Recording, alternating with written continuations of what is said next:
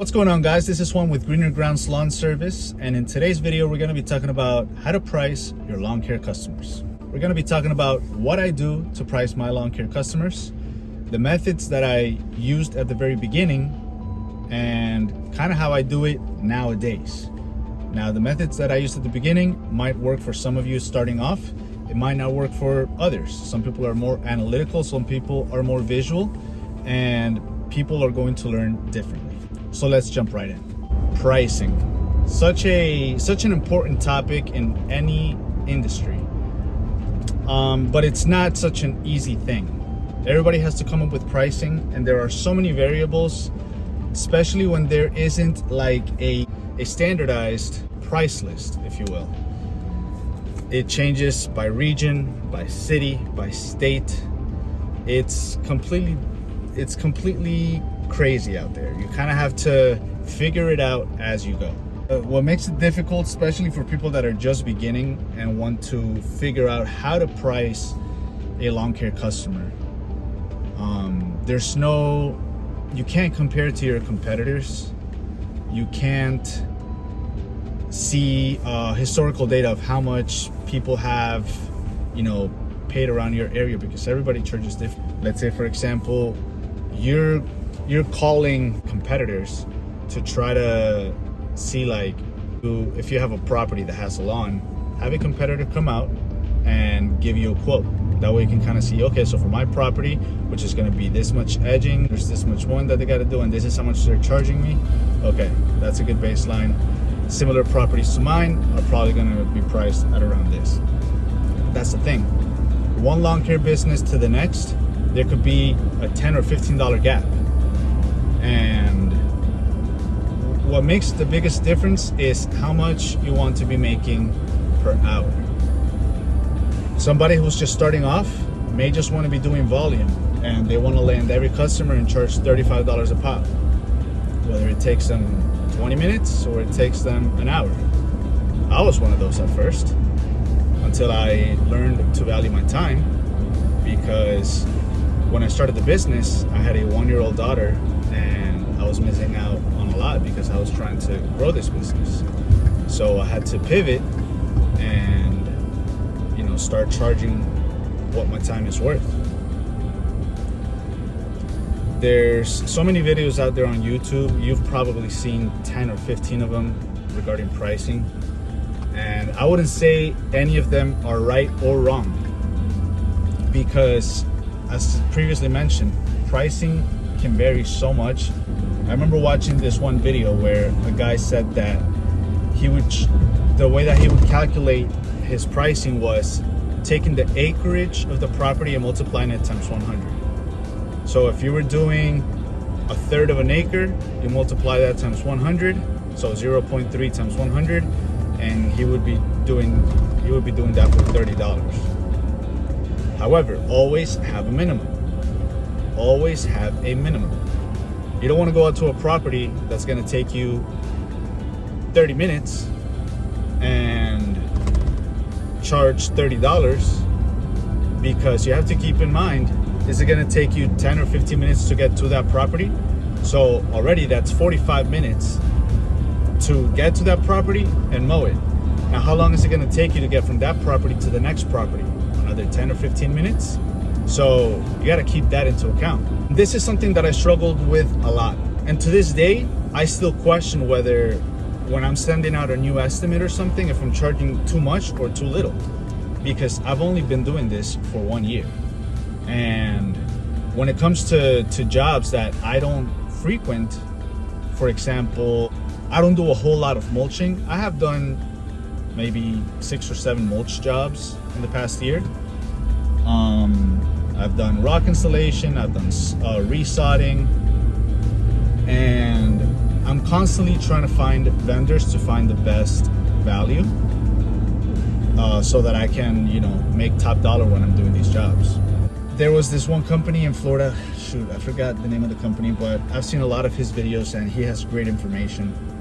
And he basically had a chart that said, if the property is a corner lot, you charge $5 or $10 extra.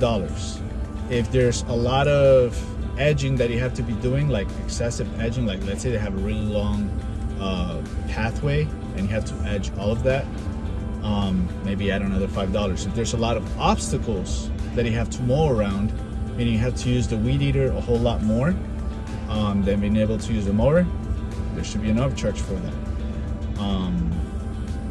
Also, if there's like dog poop, do you want to offer a poop scoop, or do you want to charge like a poop fee, because you have to go around and meander around the poop so that your machines don't get dirty. So it was all these variables, and I think I found myself going a little crazy because I was finding, okay, well, what if they have this? What if they have that? And in the end, I was like, crap, this lawn is gonna cost like $100, but it's only gonna take me like an hour.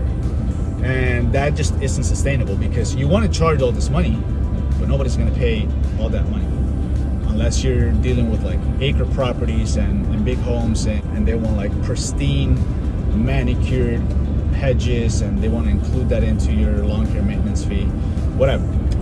I'm diverging a little bit, but pricing, it's just so much to talk about it, and there isn't one video that specifically tells you do this equation and you're gonna get the price right all the single time. It's not the case. My best teacher and what I would recommend is going to be revealed at the end of the video. You got to think about the equipment that you have and how long it's going to take you to mow this property. Let's say there's a customer that used to mow their own property and they're sick and tired of it and they want to hire somebody. They don't necessarily have a reference point as to how much they have been paying versus how much the lawn care industry is charging for a regular mow. You can go in there blindly and say, I'll charge you $45 to mow your lawn. I'll come every 2 weeks. During spring and summer, we'll call it every 10 days or every week, whatever you want. And they might accept it right there and then. But let's say, for example, you're dealing with a situation where a customer had a lawn care company that was servicing their lawn, and excuse me if I'm licking my lips so much, it's been cold here in Florida for the last week and they're a little dry. So back to the story. So let's say you're dealing with a customer that has been getting their lawn mowed for $45 a mow, and the company that's been mowing it has a riding mower, and they have a crew. They're in and out in 15 minutes. Somebody's edging, somebody's mowing, somebody's blowing. They're in and out in 15 minutes. And here you come with your little push mower. You're a solo operation, and you know that it's gonna take you about an hour. And based on the yard's size, how much edging you're gonna be doing and all that stuff, you're saying it'll be $55. So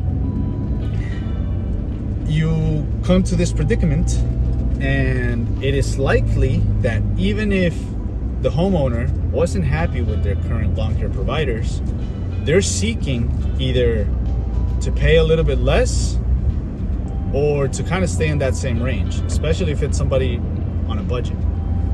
And here you come saying it's going to be $55. Well, one of two things will play out. They will straight up say no, or they will tell you, well, I was paying this much, can you match it? And then you have to make a decision.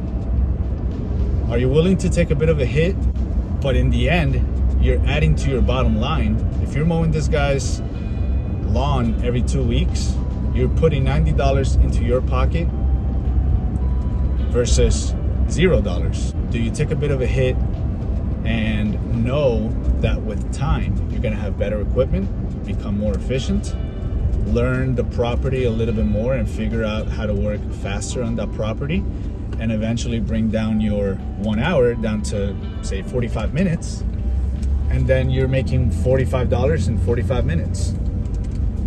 So I would do the latter 100% of the time.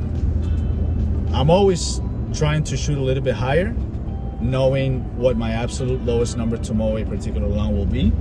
But I'm always aiming a little bit higher, because what's to say they're not gonna say, yes, my guy was just charging me $70 a mow, and here you are charging 55.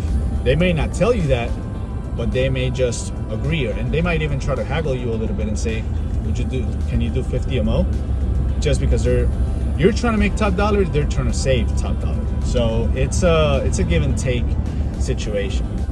Now, at the very beginning, I was very hesitant to try to charge over $45 a month, even if it was a big property. I felt like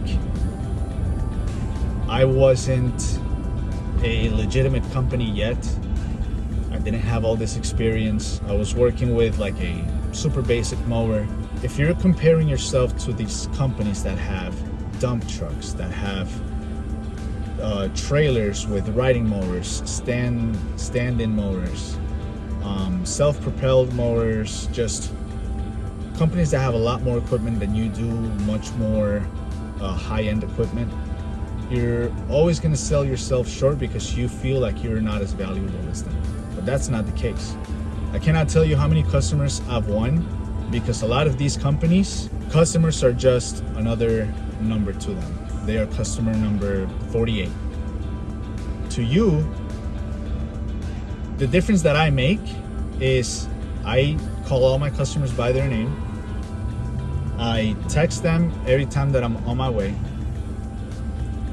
I have automatic emails set so that an email gets sent 24 hours before I go to their property. That way, if they want me to look at something specific or they want me to do anything additional in their property that day, I will address it. Obviously, if there is additional work, there is additional money to be made.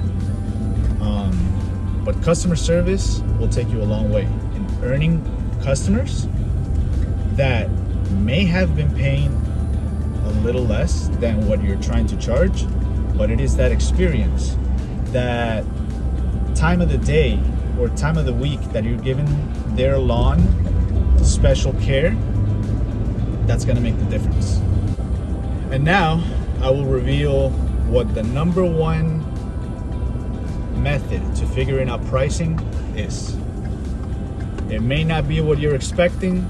It may not be the answer that you're seeking, but it is the best answer in my book. And that is experience.